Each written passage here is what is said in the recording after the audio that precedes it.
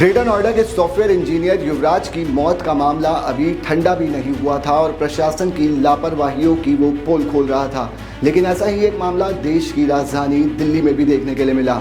जो हाल नोएडा का था वही हाल दिल्ली में भी देखने के लिए मिला। कमल नाम का एक युवक जो कि रोहिणी के HDFC बैंक में काम करता है, वो अपने घर कैलाशपुरी जनकपुरी डिस्ट्रिक्ट सेंटर के रास्ते से लौट रहा था। तभी रास्ते के बीचों बीच दिल्ली जल बोर्ड का एक 10 फीट गहरा गड्ढा उसके लिए काल बन जाता है। बाइक अनियंत्रित होकर गड्ढे में जा गिरती है और कमल, जो कि बुरी तरह इस हादसे से जख्मी हो जाता है, गड्ढे में तड़पता रहता है।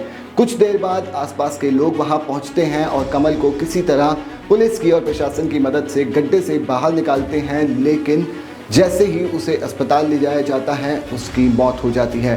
बदहवास हालत में घरवाले देर रात पूरी विकासपुरी थाने के चक्कर काटते रहे, PCR कॉल करते रहे, लेकिन उन्हें अपने बेटे का कोई अता पता नहीं लग सका।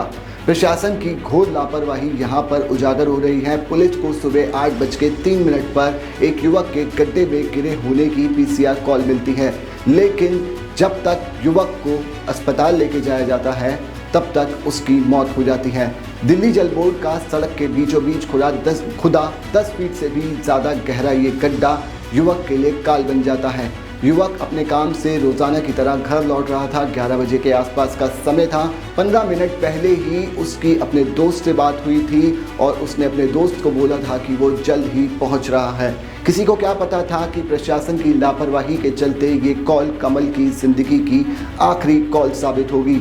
आनंद फानन में मामला बढ़ता देख दिल्ली सरकार के मंत्री आशीष सूद मौके पर पहुंचते हैं और मौके पर दुख जताते हुए वो ये कहते हैं कि प्रशासन की लापरवाही में शामिल यानी कि दिल्ली जल बोर्ड और जो आसपास के ट्रैफिक डाइवर्जन के बैरिकेड वहां पर लगे होने चाहिए थे, अगर वो समय रहते वहां पर होते तो युवक की जान बच सकती थी। लेने का और उसकी जांच करने का निर्देश दिया है।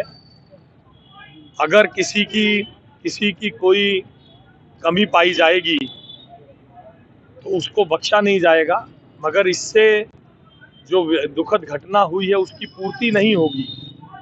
जल बोर्ड ने 3 दिन पहले ही सभी सुरक्षा मानकों के ऑडिट किए थे, सर्कुलर जारी किया था। उसके बावजूद बैरिकेड अभी जो अपीयरेंटली दिखता है बैरिकेड्स थे, मगर यहाँ के पुलिस CCTV जांच रही है। कैसे दुर्घटना हुई उसको जांचने की कोशिश कर रहे हैं। मैंने सभी उच्च अधिकारियों को और DCP traffic, joint CP traffic, उन सबको अप्रेज किया है इस बाजू की सड़क के ट्रैफिक को ठीक करने के लिए।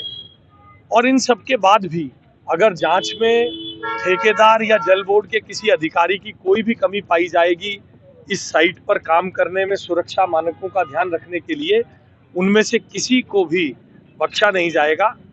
मैं इस दुखद घटना पे इस समय केवल इतना ही आपको जानकारी दे सकता हूँ। मौके पर मंत्री खानापूर्ति करते नजर आए और संबंधित अधिकारियों के खिलाफ कार्रवाई की बात भी करते नजर आए, लेकिन जो नज़ारा हमें दिल्ली NCR से सटे ग्रेटर नोएडा में बड़ी बड़ी सोसाइटियों के बीच देखने के लिए मिला, वही नज़ारा दिल्ली की पॉश कॉलोनी जनकपुरी में भी हमें देखने के लिए मिला, जहाँ प्रशासन की लापरवाही एक युवक के लिए काल बन गई। नोएडा की तरह यहाँ भी जांच बिठाई जाएगी, 2-4 अधिकारियों को सस्पेंड किया जाएगा, लेकिन सबसे बड़ा सवाल ये है कि रात को जब लौटते समय लोग अपने ऑफिस से लौटते हैं, उस समय अंधेरे में जब कोई बैरिकेड रास्ते में मौजूद नहीं होगा, कोई डाइवर्जन मौजूद नहीं होगा, तो जाहिर तौर पर अमूमन तौर पर बाइक सवार सीधा ही जाएगा, लेकिन उसे नहीं पता होता कि प्रशासन की लापरवाही कुछ ही मीटर की दूरी पर उसके लिए काल बन जाएगी। समय रहते प्रशासन की तरफ से बैरिकेड लगाए जाते, प्रॉपर डाइवर्जन लगाए जाते तो युवक की जान बच सकती थी, लेकिन प्रशासन ने नोएडा के हादसे से भी कोई सीख नहीं ली।